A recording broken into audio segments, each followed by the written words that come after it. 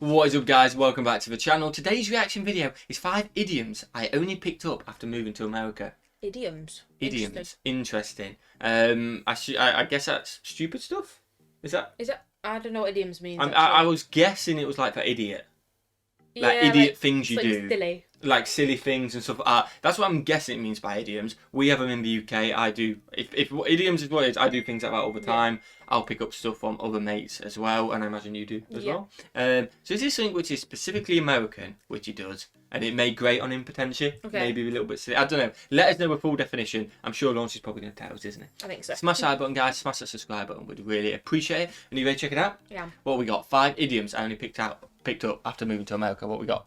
A wrench in the works is when something is going really swimmingly, like, for example, one of Lawrence's videos. And then the main audio cuts out and nobody knows what to do, not even my technician. It's like a silly phrase. I don't know. Because that just seemed like a mistake. Hello, this video is sponsored by the Great Courses Plus. Fair play. I'm Lawrence and I'm on a quest to uncover all of the memos that Britain and America lost in the pond. And one of those memos pertains to idioms. American idioms. There are so many of them that Green Day almost wrote an entire album about them. But what is an idiom? An idiom is a phrase or expression that typically presents a non-literal meaning. So, for example, don't count your chickens before they hatch. Because So we were completely off. I get it. I completely get it. I kind of recognise the word idioms now. Yeah, I've heard it. I just, if it idio, just associated idiot in my head. So silly things. So give me one. Give me an idiom. He just gave you one. I know, but I need another one. He just gave you one. He'll give us another. Don't worry. Okay. He'll give us another. you know, there might be twins. This isn't us telling farmers how to do their Like, don't put all your eggs in one basket? Yeah. Okay. jobs. We're saying don't get ahead of yourself without saying don't get ahead of yourself.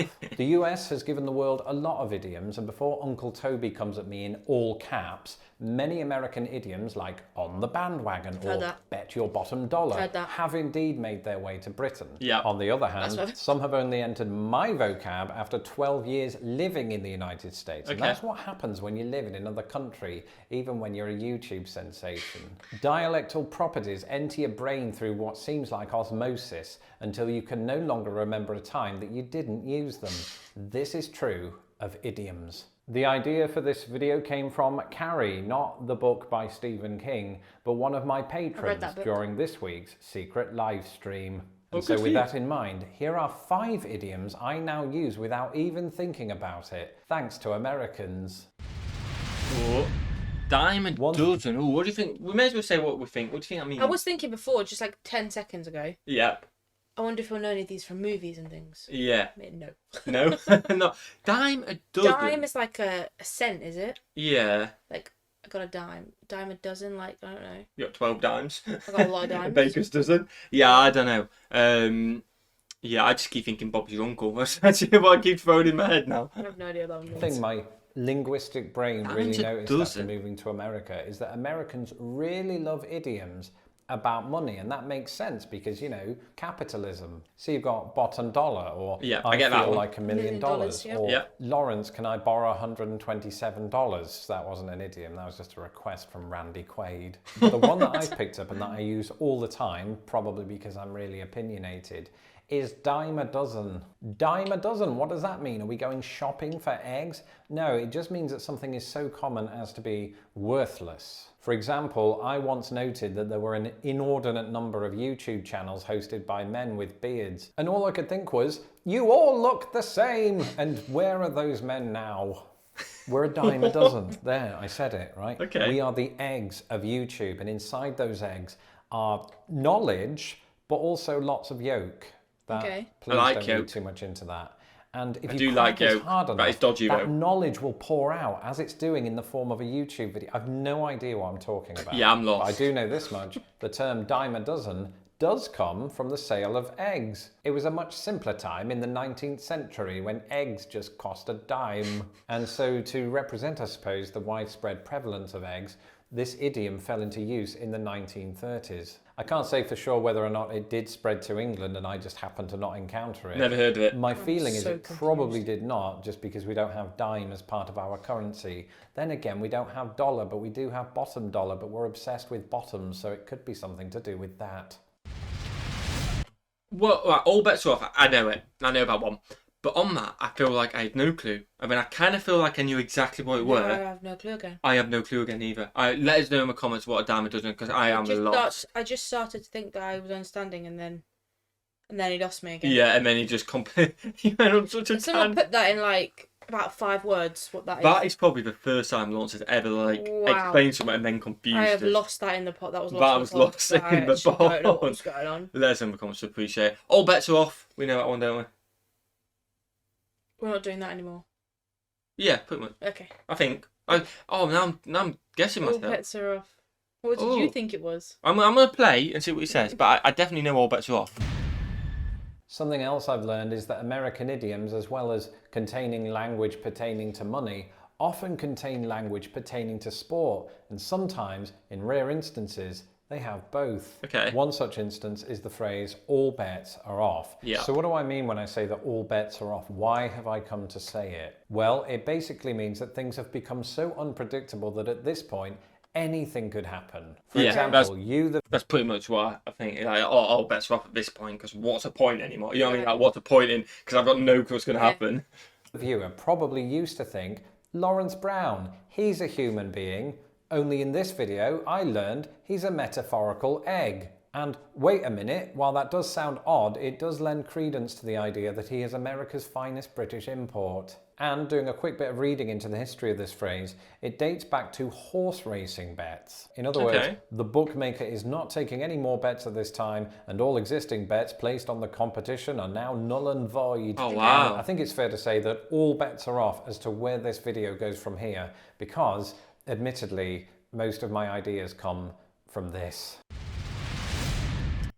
That's a left field shout. Yeah, like you'll be saying, let's go to a pub or something like that, and then your mate will like just mention like the most left field pub you've not been to in years. Yeah. That's quite left, but like, oh yeah, you know what? Yeah. Let's go to like, what a shout out of left field. Yeah. I don't know why that example with that, but yeah, I get it. There's better examples. There are just some phrases you're gonna pick up while working in an office in corporate America, or while manning the hot dog stand at Wrigley Field. They only kept me on for 2 weeks. And while I've worked hard to let go of workplace jargon since leaving the corporate arena, or Captain Joe's, there are some phrases that still slip through, and one of those is out of left field. Now, out of left field can be used outside of the workplace, and commonly is. It just happens to be a phrase that I picked up there. And I can't decide if it's because managers routinely use that phrase about my contribution to the company, or if... No, it's because they routinely use that phrase about my contributions to the company. What does it mean? Well, it means an idea, concept, or comment that just sort of came out of nowhere. Yeah. Good example, I was watching one of Lawrence's videos, and then just out of left field, he bombarded me with Randy Quaid references. This is not... I was watching one of Lawrence's videos, and then out of left field, he bombarded me with a load of eggs. And that was out of left field. Normal in my house. I mean, you must spend about 5 minutes a day discussing the partial filmography of Randy Quaid. Otherwise, you haven't lived. I mean, has Randy Quaid ever been in a baseball film? Yeah, this has come out of left field. Back at the end. Yeah. Okay, what about Dennis Quaid? 2002's The Rookie. I've never heard of it, but we'll go with that. But this isn't all out of left field, because Dennis Quaid, who I've been referencing this entire time, was in 2002's The Rookie, a film about baseball. And by an extraordinary coincidence, the term out of left field is thought to have originated in baseball. I mean, its origins have never actually been confirmed, but come on, it makes more sense than the actual rules of baseball. A person out in left field throws the ball, thus catching the runner by surprise and knocking him out. Baseball, of course, America's pastime. I bet it wouldn't be, though, if they replaced the bat with one of these. Okay. A 10-foot pole. I mean, by the way, this video, we love Lawrence. I actually love him to bits, and he makes me laugh. I'm so confused. He's lost me today. Completely. Let us know in the I comments. don't know if I've got sunstroke or something. But... Yeah, maybe we have sunstroke, because I don't know if you can see, I got very burnt. Like, very burnt. Nothing on him, but I'm confused today. Yeah, same. But 10-foot pole. I feel like he's smirking at us. He is, because he just said 10-foot pole. Is he just talking about a 10-foot pole? I guess. He must be. You need a 10-foot pole to go there. Something's really high. I'm going to go with something really high. And that's because it would be stupid. So this is where things get a little convoluted. When I lived in Britain, I would never have said, I'm not touching that. A barge pole. Wouldn't touch that with a barge pole. Never heard that before. You've But never heard that? I wouldn't touch you with a barge pole. No, I get what it means. Like, Have you never heard that saying? oh, I wouldn't touch that. Have you never heard that saying? But I've never heard the saying. But I get it. What? You would never heard the British saying? Never heard either. I've never heard it. With a 10-foot pole, because what's a 10-foot pole?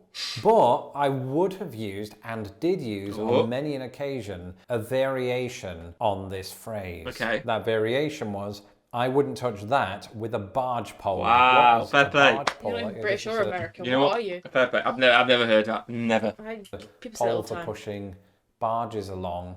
And barges are a big thing in Britain, so it makes sense. But I think if you started using that term here, people might look at you like you're not real, like you're a metaphorical egg. I'm going to stop with that now. Yeah, and the egg's so to confusing. ward off any egg's awkwardness or follow-up questions, I adapted my language to say 10-foot pole. But I still don't know what one of those is. Clearly, it's a pole that's 10 feet, but what's it used for? Well, I looked into the memory banks of Earth and found this. Many believe this expression originates from a burial practice in New Orleans. The Spanish-developed burial system of present day proceeds by first placing the casket of the patron in an above-ground tomb. Exactly 1 year and 1 day after burial, the tomb is opened and the casket removed. The body is next wrapped in a sheet and shoved to the bottom of the tomb using a 10-foot pole.